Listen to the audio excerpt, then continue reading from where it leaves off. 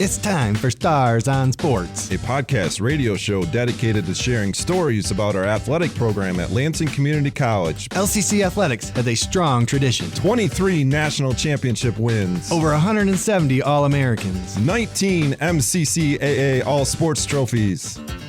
Stars on Sports will introduce you to individuals that have contributed to our program's success and give you the backstory on what it takes to develop it. We'll also dive into and break down the topics and issues facing athletic departments across the nation and right here at LCC. This is Stars on Sports.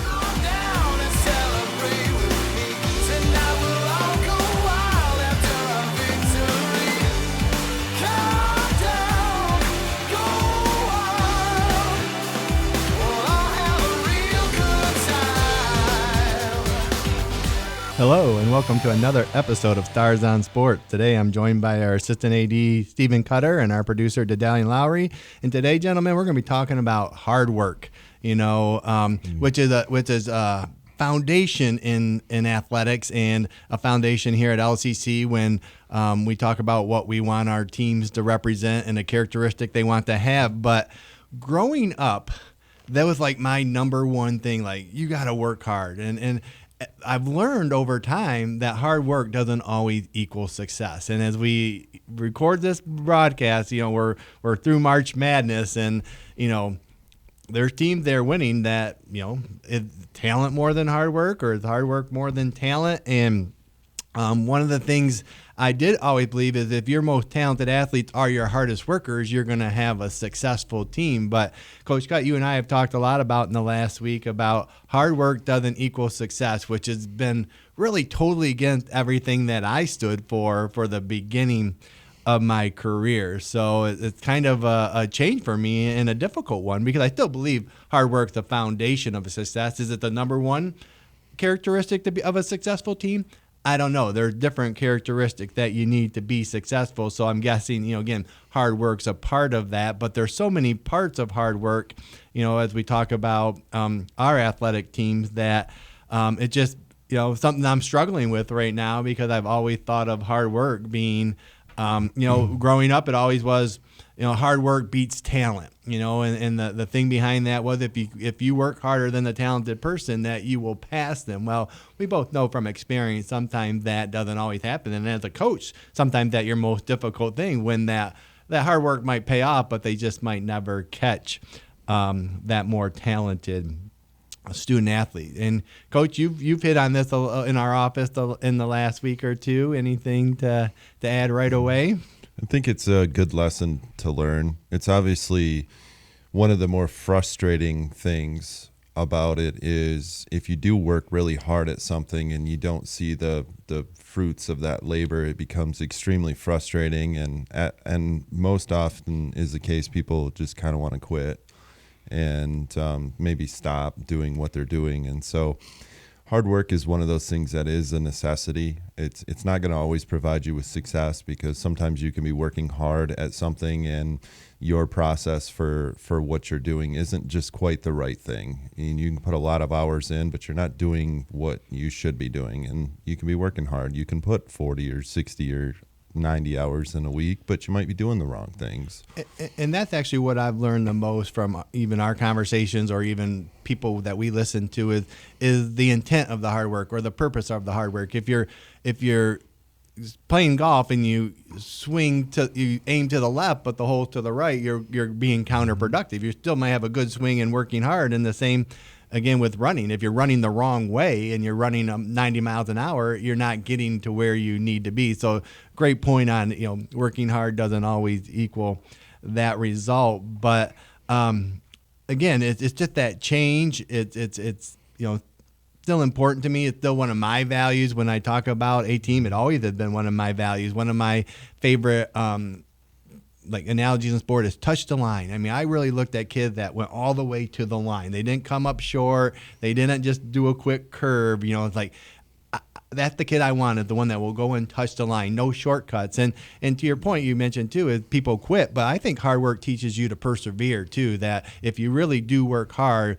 you're going to persevere. You put too much time maybe into in the long game. But if you're talking about just touching lines, the person that comes up short of the line and the person that goes and touches the line, often the time the person that takes that shortcut is going to win the race. And so that's what becomes so frustrating about the winning piece. And we're not talking about necessarily winning the race, but winning when you're trying to win in your life and you're trying to do all the right things and you're working hard and you're touching the lines that you talk about.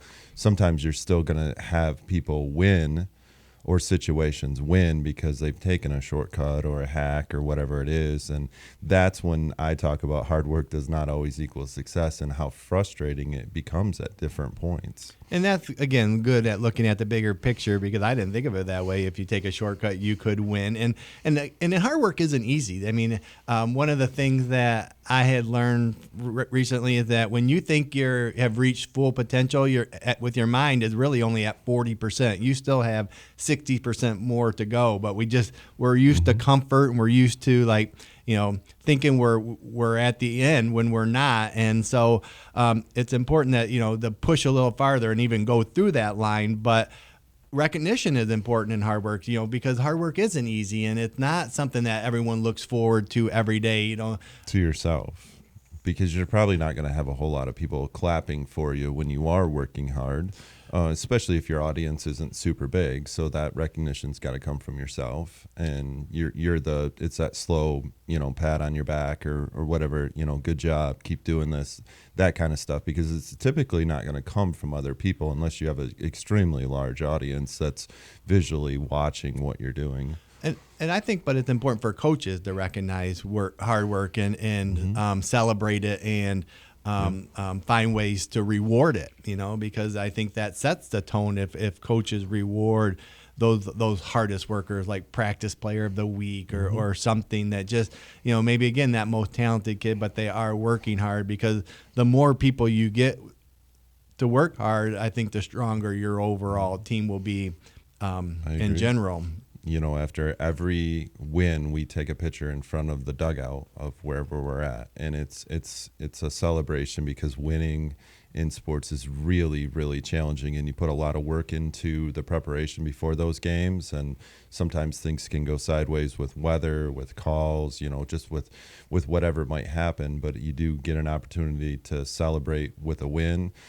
We take a picture, and then that picture gets laminated in the city that they're in and everything else. And so we have pictures of all of our wins. And I think that kind of stuff becomes important. It's the same thought process as having, a really nice suit or dress in your closet that you only wear on super special occasions, which might mean once a year or once every 3 years. If you really like it and you enjoy it and use it. Yeah, I think that's great. I did not know you did that, and I think that is a good way to celebrate the moment. But also, yeah, when you win something, you focus on the winning instead of what might have got you there. And hard work is one of the biggest things that helped you get there. So, no, I think that is one way to help recognize and celebrate hard work and the results of hard work, as we've talked about.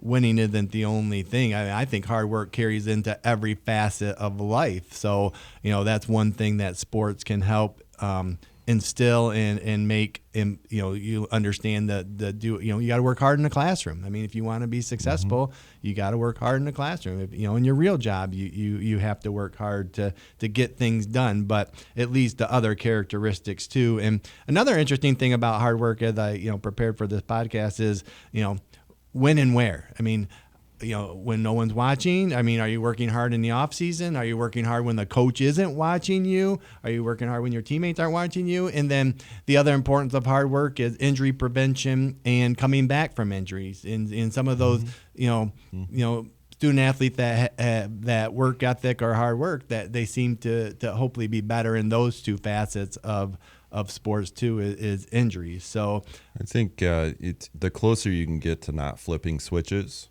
And so the theory behind the flipping switches is you're going to work hard when somebody's watching you, or when something's on the line, and then kind of flip the switch to the other direction. The closer you can get to not flipping switches and being more consistent with what you do, the more success you're going to have, just personal success.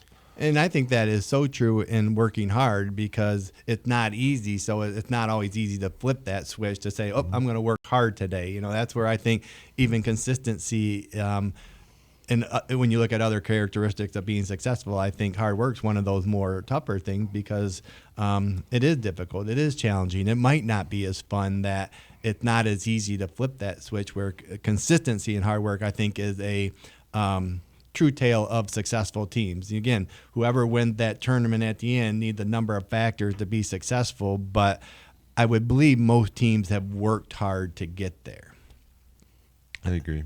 Even looking at this, you look at some of our most talented athletes in history, and some that I found, in this research were Michael Jordan, Jerry Rice, Ronaldo, the Williams sisters, that had to work hard to get where they were. We celebrate them as the most talented athletes in their respective sports, but they all had hurdles to overcome when they were younger, and one of the biggest thing that helped them overcome was working hard. I mean, watching. They also had talents in those things, and they took their talents and then combined hard work with those talents. And I believe everybody has talent, and it's just a matter of finding what your talent is and then working incredibly hard at that talent. You might not be extremely good at that point, but if you have the talent and you combine the hard work, that's where you're going to start seeing successes with it. And I think if you bringing up the Kobe Bryants or the Michael Jordans, I mean, they had talent and they were incredibly hard workers. And I think for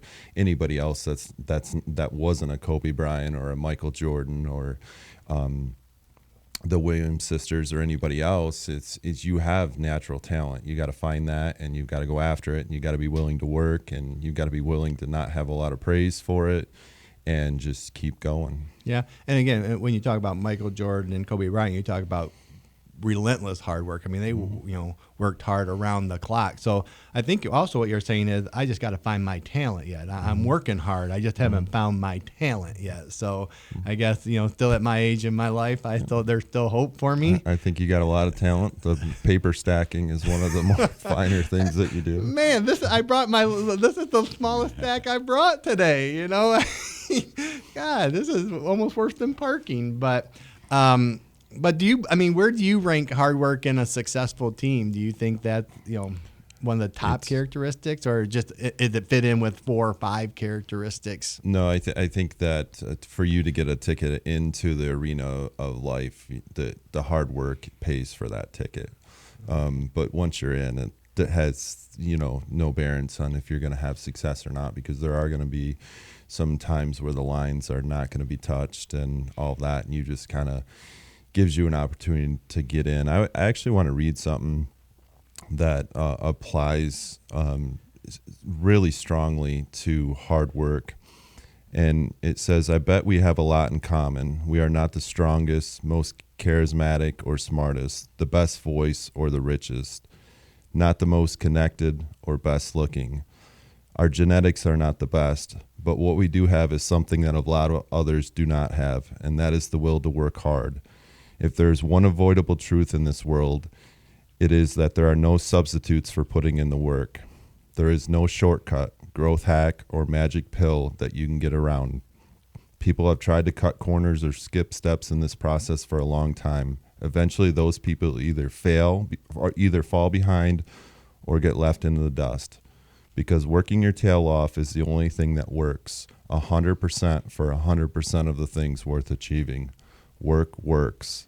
This single idea has shaped my entire life. Wow. Again, that's what I believe. That's impressive. It is. And I think that summarizes even to what we talked about, because I would argue even once you get there, even those teams that won championships, you almost have to work harder that next year to sustain it, because you have a target on your back, or everyone's trying to get to that level that you are at. And another interesting thing that you talked about, that I think the whole nother podcast topic, is the will, the motivation, I'm going to say Will, but I don't want to. I think we have a great podcast with Will in the future too. So that having that, just like coach, trying to get you to work hard. And so, like, one of the best quotes I heard in the last week, and I wasn't even going to use it in this, is, it's easier to put out a fire than start a fire. Mm-hmm. And I think that's true with coaches and hard work. It's easier to bring a kid back from working hard than trying to get that kid to work hard. And it's so important to as you mentioned. Yeah, as at least in my coaching philosophy, when we get our kids and we have them for quite a long time, from usually early August until the 1st of June, they're with us, and they're with us, almost 7 days a week at most of the season. The initial thought is the first, half of that is I'm trying to motivate them. And then once we get through a certain section of the season, I'm done trying to motivate our players. If I need to continually motivate them, then they're probably in the wrong spot. I'm trying to take the ones that are bought in, and we're elevating them at that point, and the motivation is completely gone. So the motivation has to be internal for whatever you do in life, and it doesn't have to be in sports. It can be whatever, but your motivation has to be internal, and you don't need other people motivating you when you have a purpose. And I think that applies to hard work, because I think it is hard, that has to be internal to you want to reach your goal, and internal motivation, because the coach can only do so much. Your teammates can only do so much. But although I've seen a lot with encouragement or believing in others to help raise their performance, but not necessarily their work ethic. And again, I'd like to talk about motivation in a different podcast, but that is important. Competition is important. Being a competitor, is important. And I think, again, the harder you work, the harder it is to quit, or the harder it is to fail. And easy. And so I think just, to me, it's always been hard work has been that main staple. And I think it's, in our profession, with our calendar, with our schedule, with our demand, that it's been a separating factor. And again, I agree that, but just because I say it's in our profession, I do believe it can separate you in any profession. But you see it more in ours, maybe because we're on TV or in the sports section. But that a quote that you have had, or that one you found, or because that's a good one. I'm gonna have to look that one up and put that one on my. I tend to do a lot of writing and just putting different thoughts down. I think that. Wait, so this is from the desk of Coach Cutt? I think that the difference is when you're in competition, whether it's in sports competition or life competition, is you have a lot of experiences where you just don't feel very good about the outcomes. And I think it's extremely natural. I feel them too, where you just kind of want to quit. You want to give up, and here's a letter of resignation, whatever it might be. You just feel like that. And so when you have student athletes, it's the same thing. They feel those same things. And so it's not so much that you're trying to motivate them. You're trying to elevate them and say, this is okay. This is a natural feeling. If you put effort in and you fail, it's a natural feeling to be upset, to be destroyed, whatever it might be. But that's one of my favorite things about sports, and I'm glad you brought it up, is some of my best moments in this career is when we've lost, but we know we've given it our all. That you laid it all out there, you're exhausted, and it was an incredible battle. It was an incredible contest. And again, I don't like losing, but I'm just saying, if you're going to lose, knowing that you gave it your all, because when you do lose, I think one of the first things you looked at is, did you work hard enough? Did you do what you were supposed to do to beat that other team? And again, sometimes you just run into a better team. But if you do lose and you look back and have that feeling, I think a lot of it is, to hard work. If you worked hard enough to do that, and my own daughter, is a high school student athlete, and we battle on, her definition of working hard, or not getting the results she wants, and I would attribute it, again, because back always was that. Just work harder. That was my philosophy growing up. Just work harder, and then you'll happen. That's why I never liked golf, because you could work hard at golf and still not be very good at it. Come on, that's not true at all. It is true. If you got a bad swing, you need lessons, you need technology. But that's working hard right there. Yes, you're right. And there are different facets of working hard, which I was going to point on earlier. Is your effort, your mental toughness. That's a great point of I just think of working hard as energy expended, but it actually. When you were talking about hitting the ball out there, generally, like I had a year where summer where I was just slicing all the time, and I found myself pointing to the left and realized that when I would hit it straight on those rare occasions, I would end up in the woods and be in a bad spot. So I've gotten to the point now where I realize, kind of on the premise of working hard, trying to improve that swing, I have to always point myself straight, no matter if I feel like I'm going to hook it or splice it or anything else. I always point myself straight now, every time, just because, where do I want the ball to go? This is where I need to visualize and go. Now I'm still going to say probably about 40% of the time I still end up in the woods or wherever else. That's successful.